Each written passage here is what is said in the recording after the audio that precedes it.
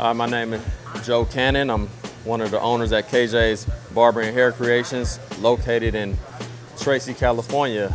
As of now, we have 6 locations with a 7th one on the way. Today I'm here, I'm about to be doing a haircut on my client here. We're gonna be giving a low taper, and I'll be using the Octane clippers, 76 blades. And I also use the Cordless magic clips for a little fading on the taper. So we're gonna start off with first combing the hair, making sure we get it so the clippers can run right through it. Comb the hair nice and even. Then we're gonna be using a 1.5 against the grain. Against the grain is cutting against the way that the hair grows. With the grain is going with the grain, the pattern of the way that the hair grows. So this is with the grain because his hair naturally grows frontwards. Against the grain is going against the way his hair grows, which takes the hair a little closer than if you go with the grain. So we're gonna get it nice and even all over. And once we have it nice and even, we start with the taper. So again, I'm using the Oster Octane clipper and the 76, the Oster 1.5 blade, knocking the hair all the way down.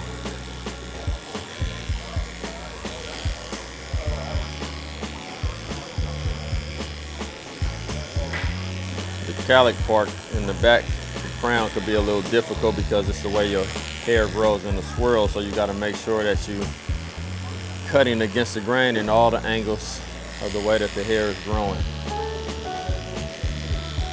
Once I have it nice and even, I'm going to put on my magic clippers and put a 0 guard on his hair, and going to go with the grain to smooth it out a little bit more.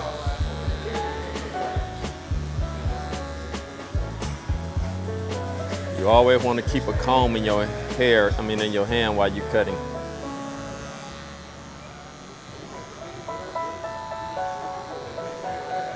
I believe we have it even enough, so I'll go ahead and get started on tapering the sides and the back.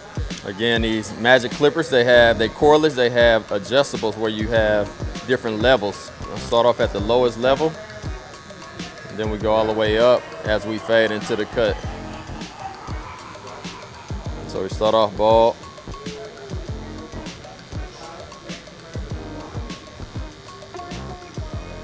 Then we're going to open it all the way up. Take the fade up a little higher.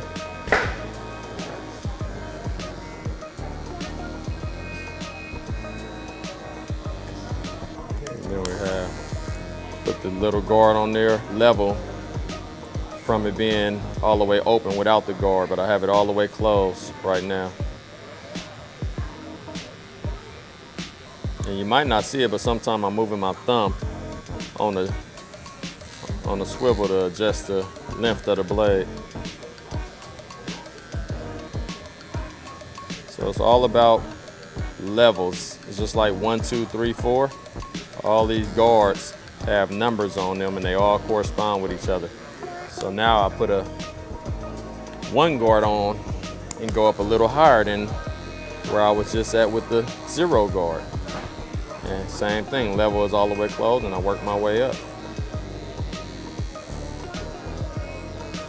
There you have that side taper. Now in the back, I'll taper it a little different using the same Oster clipper that I started with, just to show you different ways on how you can do a taper. So right now I'm going to start off with an OA blade and go straight across with it. So I'm going to ball the bottom out with the OA blade.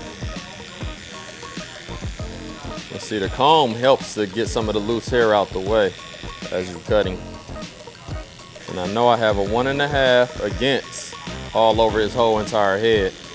And now this is an OA. So the next blade that I use will be a 1A.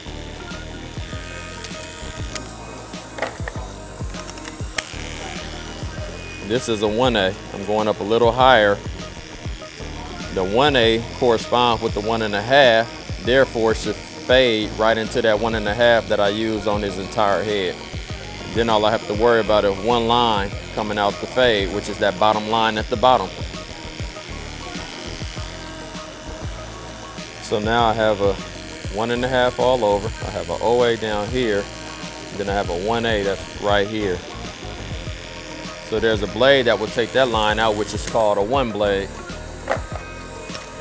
One blade will take out that bottom line and fade it right into the cut. So you could use these same blades and same clippers on the side taper as well, but I just use 2 clippers to show you the difference and show you that they both can give you a taper. Now to clean up the bottom a little bit more, put a 000 on to go underneath that OA, and it balled it out a little bit more. Give it a cleaner look. Bring the fade out a little bit more as well, considering his hair is pretty low. And when I get to my liner, when I line him up, I will clean it up a little bit more to ball it out a little bit more, both on the side taper and on the back taper. And now to my last side, same thing. OA first. OA. Just a 1A. And again, a 1A corresponds and fade right into that 1.5 that I used on his entire head. So again, all I have to worry about is taking out one line, which is right here.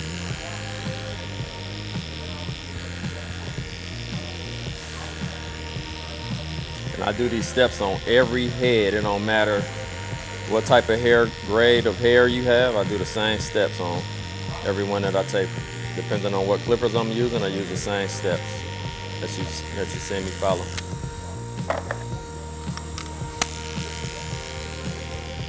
Put the 1A back on just to go up a little bit higher, above that 1. Triple lot, which is 000, up underneath the OA. Ball it out some more. And we're cutting all this off, right? I want to cut all this off. So now all I have to do is put the line on it. And the line is what brings out the whole cut. These here are the T outliners. They're called Andes T outliners. Start in the back.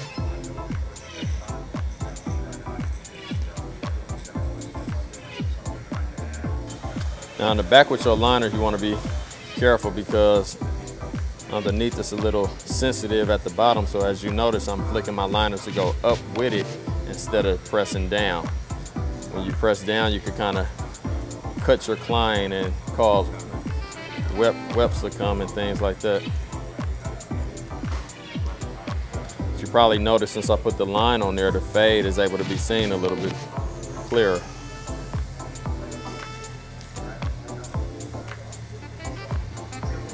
Around the ear, you want to hold the ear down and use just the corner tips of the liners and clean up. A lot of people had their ears to get cut. Turn my clippers the other way and go up away from the ear. Again, not pressing down because you can kind of cut the ear if you're going that way if you're not careful. Now I'm going to bring it all together. Line the front. And remember, we're making a line on the round head. So when you go over in the corners, it slightly go up, but not a lot, just slightly. You go up too much, it push their hairline back. Just be careful with the hairline. On the side, I bring it to the corner, then I connect it with my other corner, making a square. Pressing, overlaying the hair and down.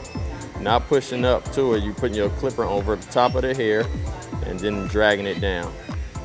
Same on the side, away. On top of the hair, then dragging it away from the hair. Same on the side. You're just connecting the corners.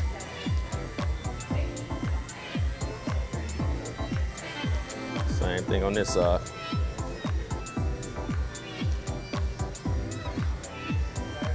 Connecting the corners. And when you're cutting hair, you want to step back sometime and make sure everything looking right. Sometimes you could be too close up on something. You can't see a mistake that's right in your face. So you step back some and you look at it and make sure everything is straight. Proceed. Use your mirror. Your mirror is your best friend. Make sure everything is in line. Now on the sides, turning it, leading with my corner, kind of sliding it so I make a little oval shape instead of blocking it off on the side, because it's going into that taper that we did earlier, and we fade it right out with the liners at the bottom. Again, around the ear, you fold the ear down, use the corners of your liners and go around the shape of the ear. Once you get the outline, then you go back under it and you clean it up.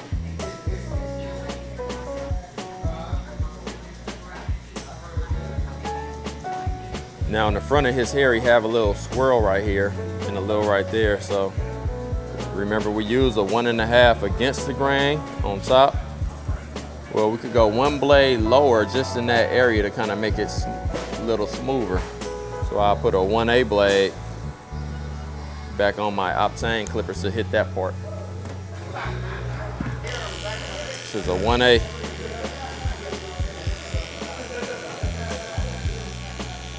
This right here is another trick of the trade. It's called a Barber magic pencil. You can outline the line that you just did and make that line pop out a little crisper. The reason we line it first before using a magic pencil is because if you use a magic pencil first, you can trace over the magic pencil, but then when you wipe it off, you will realize your client don't have a line. So when you line it first and then you use a magic pencil, at least you're safe in knowing that your client already have a line. I typically only use a magic pencil in the front of the client and sometime on the beard. The magic pencil helps to kind of bring out the imperfections of some people's hair where you have a couple of gaps in between the hair follicles. So it kind of fills it in for you. Now all I have to do is trace the pencil. Now you could trace the pencil with your liners, or you could trace the pencil with a razor blade. Either or is fine. Should be able to see a difference compared to what it was looking like at first. So I'm tracing the Barber magic pencil, bringing out the hairline a little bit more. We'll move on to the face and clean up his face with the liners, these same T outliners I had there, and these T outliners. I'm gonna line up his goatee.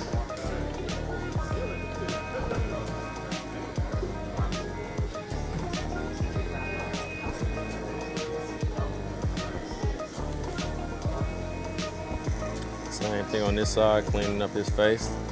Again, a T outliner, get it closer than your 000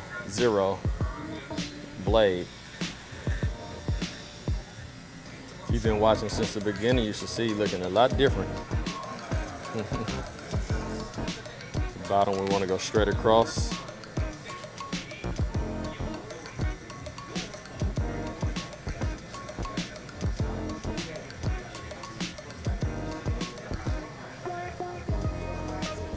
Now I'm gonna lighten up his goatee and knock it down again with the adjustable clippers.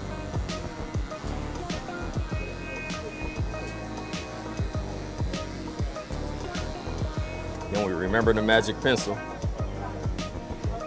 Do the same thing on the goatee.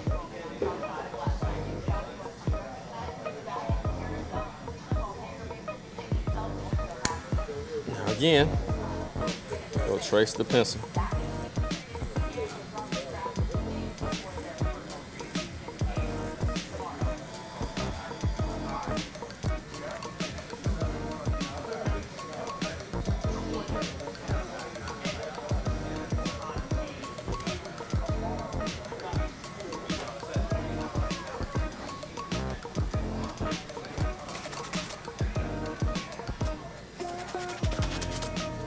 And you have a 1.5 against low taper. with a goatee. Now when you finish, you gotta make sure you clean up the back of his neck. You pull the skin tight and just make sure you clean it up back here. Then I have a product called Royal Finish. We like to call it the bust down. Take a little bit of this.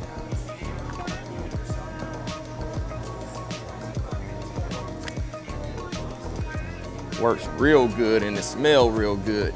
So if you're looking for waves or new dreads or twists, anything,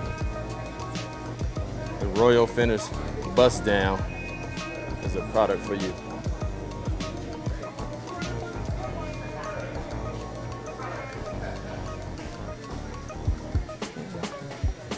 The spray was Sea Breeze. Sea Breeze to clean up so you make sure your client don't break out with bumps from using a razor and things like that. Woo! Yep.